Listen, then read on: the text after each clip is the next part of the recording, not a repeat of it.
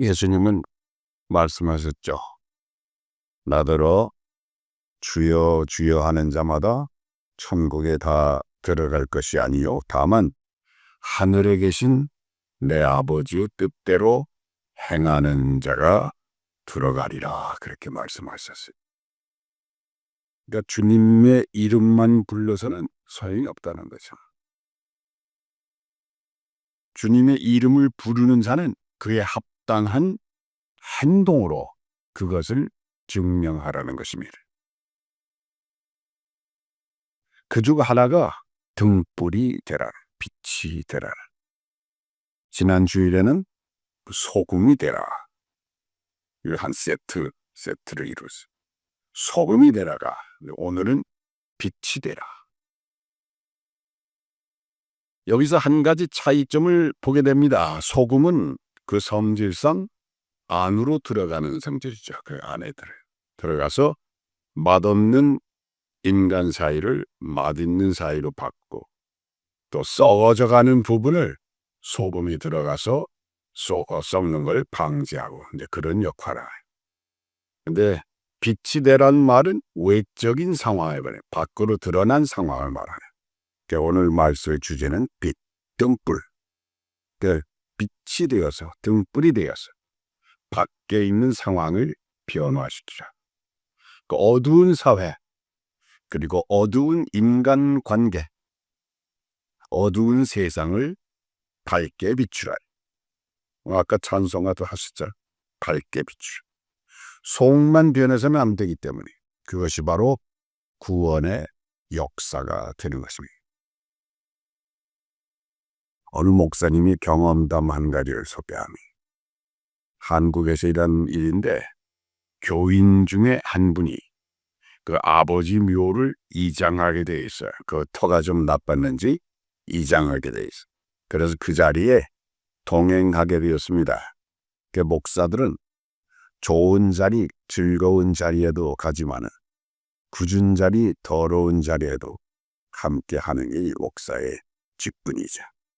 그래서 이날도 목사님은 그 교의를 따라서 생전 보지도 못한 죽은 사람의 묘를 이장하는 곳에 따라갔어요. 그 이장하기 위해서 무덤을 파헤치니까 썩은 관이 들어왔어요. 그날따라 날씨도 꾸물꾸물거리고 검은 구름이 그냥 잔뜩 끼어있는 그런 날이었다고 해요. 벌써 그 묘에 들어간 지가 10년 이상이 되었어요. 그러니까 관도 형체만 남아있는데 그 안에 든 시신을 꺼내기 위해서 그 다 썩은 관을 이렇게 헤치고 하니까 시신이 드러났어요. 시신을 꺼내니까 시신 입은 수의도 썩어가지고 너덜너덜너덜. 그 시신을 거의 알아보지 못할 정도로 그렇게 돼요. 그런데 더 못 볼 것은 어디서 이렇게 뻗어왔는지 큰 나무들이 그 옆에 있으니까 그 나무 뿌리가 그 밑으로 들어와가지고 그 시신을 이렇게 또 감고 있더라는 거예요. 그런데 그 시신을 이렇게 들어가는 거 보니까 크고 작은 벌레들이, 새까만 벌레들이 그 시신에 그냥 엉켜붙어 있어요. 목사님이 탄식했다는 거예요, 속으로. 아, 육실뿐인 인생이란 정말 아무것도 아니구나. 저 사람도 살아생전에는 온갖 삽치, 허욕 다 부리고 저 잘났다고 목에 힘주고 그렇게 살았겠지. 그러나 지금은 벌레들의 먹이가 되어 있었어요. 인부들이 달려가지고 엉켜붙은 벌레들을 치우는데 치울 수가 없어요. 그 수가 얼마나 많고 악천 같은지 털어내도 끝이 없더라는 거예요. 그 순간 잔뜩 끼어 있었던 구름이 점점 비켜서더니 그 뒤에 있었던 햇빛이 드러나면서 햇살이 그대로 무덤을 비추더라는 거예요. 그랬더니 순간 새카맣게 달라붙어 있었던 벌레들이 순식간에 그 시신에서 떨어지더니 도망을 치더라는 거예요. 어디로인가 숨어버렸어요. 목사님은 그때 너무나도 감동해서 눈물을 흘리지 않았다고 고백했어요.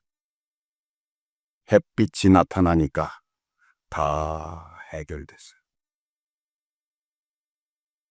밝은 빛이 나타나기만 하면 어둠을 물리친다네. 인간이 털어낼 수 없는 모든 죄악도 하나님이 주시는 영적인 빛 앞에 무력해진다는 것을 다시 한번 깨달았다는 것입니다. 내 육신이 살아있기 때문에 눈으로는 육신만 보이지만은 그러나 우리는 내 속에 존재할 깊은 영적 상황을 지니고 있다는 말. 그것이 안 보이니까 우리가 모를 뿐이. 그것을 보아야 돼. 우리가 예수를 믿고 하나님을 믿고 교회라고 하는 신령한 공동체 안에 들어와 있다는 것은 육신 안에 도사린 빛을 보기 위해서예요. 내 영이 지금 빛나고 있는가? 내 영혼이 지금 마귀의 역사 안에 어두워져 있는가? 그것을 분별해야 한다는 거예요. 그리스도의 빛 아래에 있는 영혼이라면 그 빛이 나타나기만 하면 그 모든 사탄의 그리고 마귀의 역사와 악령의 역사가 분쇄 되어지고 괴멸될 줄로 믿습니다. 등불만 있을 자리에 있다면 우리의 생활, 우리의 정서, 그리고 우리의 정신, 우리의 신앙이 전부 밝아지고 깨끗해지고 명랑해질 수 있다는 거예요. 그저 단순하게, 아주 단순하게, 심플하게 예수 믿는 사람과 예수 안 믿는 사람의 기본적인 삶의 모습을 비교해도 이런 차이는 금방 바로 나타날 수가 있다는 것입니다. 예를 들어서 예수 믿는 사람의 토요일 밤과 예수 안 믿는 사람의 토요일 밤은 확연히 다를 수가 있습니다. 예수 안 믿는 사람의 토요일 밤은 어때? 일단 세상을 향해서 창문을 열어놓고 있어요. 그리고 예수 안 믿는 사람은 토요일 밤에 대략 한 잔 걸쳐. 그렇죠? 한 잔. 그리고 이상한 사람들이 만날 약속하고 만나는 것도 토요일 밤에 만나. 근데 믿는 사람들은 바로 다음날 교회를 가야 되니까 토요일 밤이 비교적 단순해. 그렇죠? 빨리 밥 먹고 그리고 빨리 잠자고 그래. 또 안 믿는 사람하고 믿는 사람은 생활의 모습도 많이 다릅니다. 이게 비교적 깨끗해. 비교적. 그래서 이 주머니도 보면은 예수 믿는 사람의 주머니와 안 믿는 사람의 주머니가 좀 달라요. 예수 안 믿는 사람의 주머니는 좀 지저분해. 그렇죠? 네. 담배가루도 있고 뭐 여러 가지 이상한 영수증 같은 것도 있고 그래. 물론 예수 믿어도 지저분하게 사는 사람이 아주 없는 건 아니에요. 대강 그렇다네. 대강. 예수 믿는 사람은 자기 개인의 생활이건 가정 생활이건 밝음을 지향하거나 그렇게 지향하려고 애를 쓰는 게 우리 그리스도인들이. 그것이 작은 차이 같지만 마지막에는 아주 큰 차이를 이루게 되는 것입니다. 그것이 바로 축복의 시작이에요.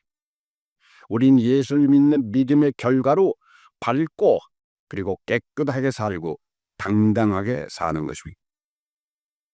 그런 삶이 은혜인 것을 믿고 우리는 살아가는 거예요. 예수님은 자신이 빛이라고 수없이 말씀해 주셨어요. 왜? 우리가 그것을 따라가도록. 참빛, 곧 세상에 와서 각 사람에게 비추는 빛이 나니. 그래서 그 빛은 누구예요? 예수님. 나는 세상의 빛이니 나를 따르는 자는 어두움에 다니지 아니하고 생명의 빛을 얻으리라. 내가 세상에 있는 동안에는 내가 세상의 빛이라. 이 빛에 대해서 수없이 말씀하셨어. 그렇다면 빛이 무엇입니까? 그것은 글자 그대로 생명이며 길이며 진리인 것입니다. 다시 말해서 인생의 세세한 부분까지도 그 빛 앞에 밝히 드러난다는 것입니다. 그 빛 대신 예수님이 우리를 비추시기 바랍니다.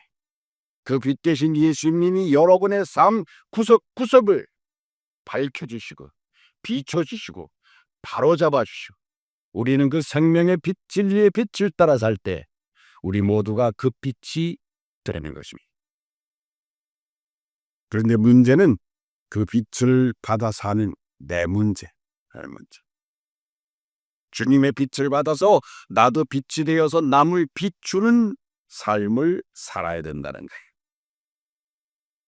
오늘 성경은 말씀하십니다. 너는 세상의 빛 비슷한 사람이라든지 빛과 같은 사람이라고 말씀하지 않았어. 지난 주일 너는 세상의 소금이라 그렇게 말씀하신 것처럼 너는 세상의 빛이라 그렇게 잘라서 말씀하셨어. 그런데 그 빛은 드러난 존재라는 거예요. 등불을 켜서 저 위에 이렇게 우리가 매달고 있죠. 빛이 위에 있어야지 밑에 있으면 안 된다네. 등불을 켜서 뭐라고 성경은 말 아래 두지 말라리요. 말은 쌀 되는 말 있죠. 말 대박 말 그런 속에 넣어두면 안 된다네. 지금으로 말하면 등불을 켜서 김치 냉장고나 또는 옷장 속에 감추어둬서는 안 됐다. 예수 믿고 하나님의 자녀들이 되었다는 것은 빛 대신 예수님처럼 빛이 되어서 어두운 것을 밝히고 정화시키는 그런 존재가 돼야 된다는 거예요. 그런데 슬픈 일은 예수 믿는 사람들이 그런 사명을 망각하고 있다는 사실입니다. 예수를 믿고 교회를 다니면 좀 더 자기 희생적이 돼야 되는데 빛은 고사하고 도리어 여기저기 잘 켜있는 등빛 끄고 다니는 사람들이 많다. 누가복음 11장 36절에 보면 엄청난 말씀이 또 한 구절 나와요. 여러분들은 다 성경 보고 필독까지 하니까 다 기억을 하셨을지 몰라요. 거기 36절에 이렇게 되어 있어. 네 온전히 밝아. 조금도 어두운 데가 없으며 등불의 광선이 너를 비출 때와 같이 온전히 밝으리라 그래서. 네가 밝으면 그 밝다는 건 뭐냐? 이 광선이 너를 비춰서 밝아졌다는 것과 같다는 거야. 정말 네가 온몸이 밝은 존재라면 그렇다면 네 몸은 마치 광선이 빛의 광선이 너를 비춘 것처럼 밝은 모습이 될 거라는 거예요. 그런데 정말 이 말씀 앞에 마음에 가책이 생기지 않습니까? 주님은 우리가 빛된 존재이니까 이미 예수 믿고 구원받아 빛이 되었으니 이 세상을 비추는 빛으로 살라고 하는 말이 빛된 삶을 살아라. 1989년에 아주 히트를 친 미국 영화가 한 편 있어요. 그 주연 배우들이 다 오스카상, 아카데미상을 받은 그런 유명한 작품이 제목이 프라이드 그린 토마토라는 작품이 아마 잘 모르실 거예요. 그 작품이 있는데 이 영화는 1930년대 그때 미국 남부에서 일어났던 그런 실화를 토대로 해서 만든 작품. 이 작품에 나오는 여자 주인공이 살인범의 누명을 누명을 썼다 이게. 그는 정말 살인을 하지 않았는데 모든 상황이 그 여자를 범인으로 몰아가고 있었습니다. 그래서 마지막으로 법정에서 그녀는 무죄를 아주 애원하는 목소리로 설득했지만 될 수가 없어요. 그래서 마지막으로 이 여자의 모든 상황을 증언해 주기 위해서 증인 한 사람이 그 증인석에 올라와서 바로 그분은 누구냐면은 그 지방의 목사님이었어요. 목사님. 그 여자는 자기의 알리바이를 증거해 주기 위해서 그 살인 현장이 없었다는 것을 증언해 주기 위해서 증인석에 선 목사님의 입을 쳐다봤어. 그러나 그 여자는 목사님이 자기에게 유리한 증언을 해줄 리가 없다는 것을 알고 있었어요. 교인으로 그 교회에 등록은 되어 있었지만 빠지는 날이 더 많은 교인이었어요. 그렇지만 그 여자는 자기 자신이 범인이 아니었으므로 신라 같은 기대를 하고 목사님의 입을 바라보았어요. 그런데 이게 웬일입니까? 목사님의 입에서는 초천병력과 같은 증언이 터져나왔습니다. 목사님이 증언하기를 그날 밤에 그 죄가 일어나는 그 시간에 그 여자는 교회 부흥회에 참석하고 있었으므로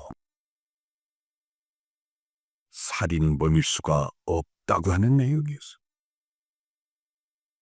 목사님의 증언을 듣는 그 여자가 깜짝 놀라서 자신은 그날 부흥에 참석하지 않았기 때문에.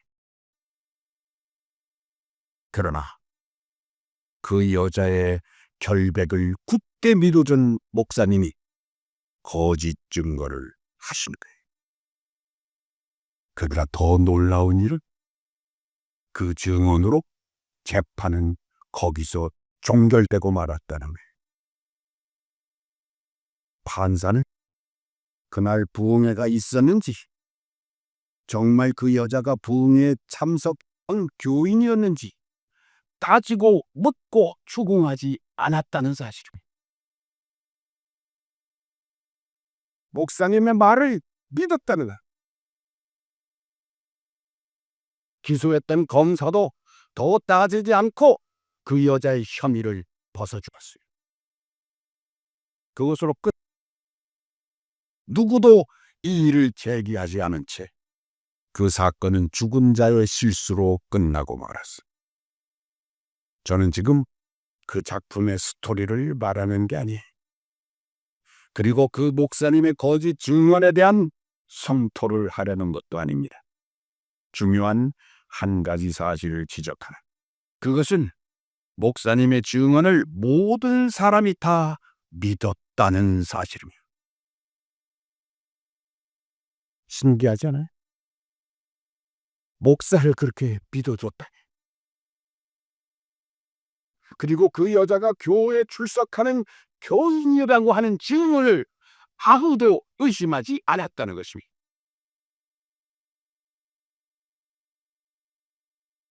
영화나 소설이 아니라 실제로 1930년대, 1940년대 미국의 정서가 그러했다는 것입니다. 목사의 말을 하나님의 말씀처럼 추호도 의심하지 않고 믿었다는 거예요. 목사가 그렇다간 그런 것입니다. 그리고 교인이 그 시간에 교회에 출석했다면 출석한 것입니다. 그러나 오늘 살아가는 이 시대는 어떻습니까? 아니, 다른 세계, 다른 시대, 다른 사회는 고사하고 오늘 2025년 9월 28일 이 교회에 나와서 신앙생활하는 여러분들의 마음을 어떻습니까? 정말 신목사가 하는 말을 다 믿는 것입니까? 신목사의 인격을 사랑하고 믿어주는 것입니까? 신목사에 은퇴했으니까 그렇다 치고 오늘날 이 시대를 살아가며 사역을 담당하고 있는 젊은 목사들의 현주소는 어떻습니까? 교인들이 믿어주기 이전에 자기 희생을 감당하면서 자신의 등불당을 지키며 사는 모양이 그들에게 있는 것입니까? 과연 경찰은 목사나 교인이 하는 말을 믿어줄 것입니까? 일단은 코웃음부터 칠 거예요. 옛날에 본 페퍼라는 독일 목사님이 있었어요. 그분은 나치에 의해서 순교를 당한 목사님이 순교를 당하는 사형 언도를 받고 집행하기 위해서 끌려가는 그날 아침에 자기 아내에게 사모님에게 이런 말을 했습니다. 예수님의 제자라면 교인이라면 비용이 듭니다. 코스트, 비용이 들어. 지금 나는 그 비용을 지불하기 위해서 떠납니다. 이해가 되세요? 무슨 말이? 공짜가 없다는 거예요. 그래서 자기는 기꺼이 목숨을 버리려고 간다는 것입니다. 교인이라면 교인다운 희생의 값을 치러야 된다는 심오한 뜻이 그 안에 있죠. 성경은 말씀하고 있지 않습니까? 네가 정말 소금이라는 이름을 소유했다면 소금의 삶을 살아라. 빛이라는 이름을 가졌다면 빛다운 삶을 살아라. 그래서 사람은 자기를 불러주는 이름이 중요한 거예요. 정말 광선이 네 온몸을 비춰서 빛된 존재로 드러난다면 어디서나 빛이라는 각오로 살아야 된다는 거예요. 그러나 불행한 것은 이 시대 이 사회는 그리스도인의 빛됨을 인정하지 않는다는 사실이에요. 내가 크리스찬이라고 아무리 주장해도 이 사회는 이웃을 감동하지 않습니다. 내가 크리스찬이라고 주장해도 다 콧방귀만 끼는 거예요. 강도나 살인범으로 몰렸을 때 그 시간에 교회에 있었다 해도 아무도 믿지 않을 거예요. 왜 이렇게 된 것입니까? 간단해. 크리스찬이 빛된 존재로 살지 않았기 때문이. 소금처럼 살지 않았기 때문에. 설사 소금이라 할지라도 소금 통에만 들어 있었기 때문에. 빛된 존재라 할지라도 말 아래 감추어 있거나 김치 냉장고 속에 들어있기 때문에. 교회라고 하는 건물 안에서는 온갖 거룩함을 다 떨고 찬송가를 부를 때는 온갖 기쁜 표정을 다 내서 부르고 말씀을 들을 때는 온갖 감정을 다 잡아가며 아멘을 달고 살아도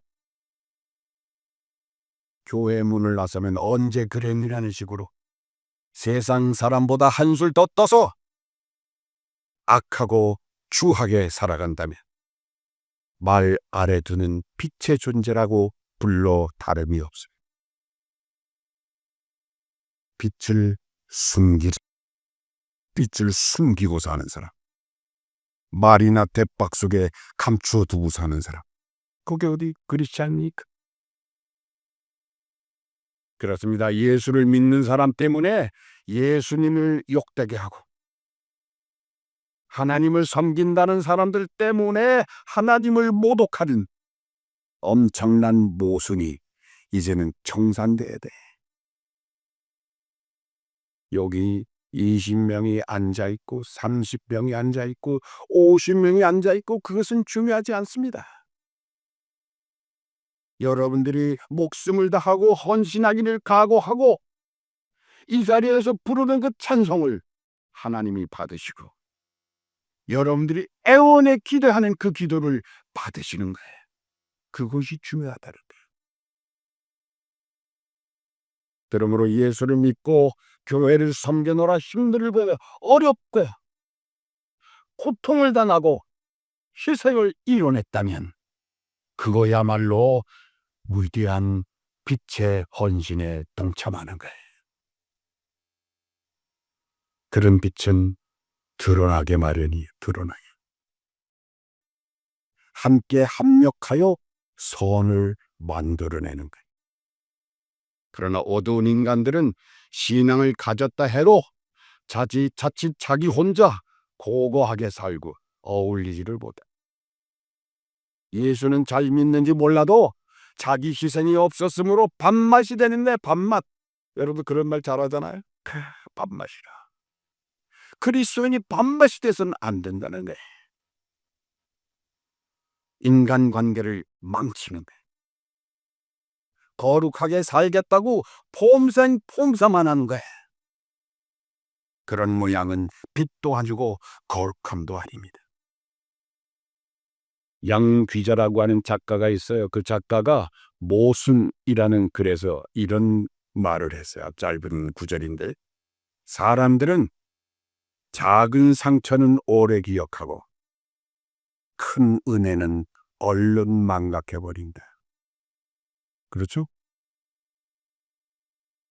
이런 글도 있어요. 사람들은 남을 잴 때는 바늘도 못 들어갈 만치 박하게 재고 나를 잴 때는 주먹도 들어갈 만치 넉넉하게 재. 그렇습니다. 이 말들의 반대로만 살면 돼. 그러면 빛된 삶을 살아가는데. 이런 삶이 오늘 성경에서 말하는 등불의 착한 행실이다. 구원받은 자의 모습. 그런데 그 등불 비친 곳 중에 제일 첫 대상이 어디라고 오늘 성경은 말하고 있죠? 가정이라고 성경은 말하고 있어요. 오늘 본문 5장 15절 잘 들으세요. 사람이 등불을 켜서 말 아래 두지 아니하고 등경 위에 두나니 이러므로 집안 모든 사람에게 비치느니라. 그 다음이 이 구절에 연결되어 있어요. 16절. 이같이 너희 빛을 사람에게 비치게 하여. 그러니까 처음엔 등불이 돼서 집안을 비추는 거예요. 집안을. 그 다음에 많은 사람을 비추라. 그렇게 되면 그 모습, 그런 그리스도인의 행동을 보고 뭐라 그랬어? 다른 사람들이 하나님께 영광을 돌린다. 우리 속담에 뭐가 있어? 안에서 새는 쪽박, 밖에서도 샌다. 먼저 안에서 잘하는데 저도 이 말씀을 준비하면서 회개했어요. 먼저 집안 식구들에게 잘하고 먼저 한 교회를 섬기는 교인들에게 잘하고 그 다음에 뭐 중국 가든지 아프리카 가든지 세계로 가라 이게. 집에서는 줄줄 새는 쪽박이면서 어딜 가겠다고요? 이 세상이 절망적으로 고요될 마지막 보름이 교회다. 아직 교회 다니는 교인이 있는 한 이 세상 끝이 아니다. 이런 말을 우리가 들어야 돼. 아직 예수 믿는 사람들이 있습니다. 라는 말이 희망이 되어야 돼. 바로 여러분들이 그런 등불들이 되시기를 바랍니다. 바로 여러분들이 저 후에 들려진 그리스도의 빛이라는 거예요. 소금으로 내 영을 변화시키고 등불로 사회를 세상을 비추기는 빛된 존재들이 되시기를 그리스도의 이름으로 축원합니다. 기도하겠습니다.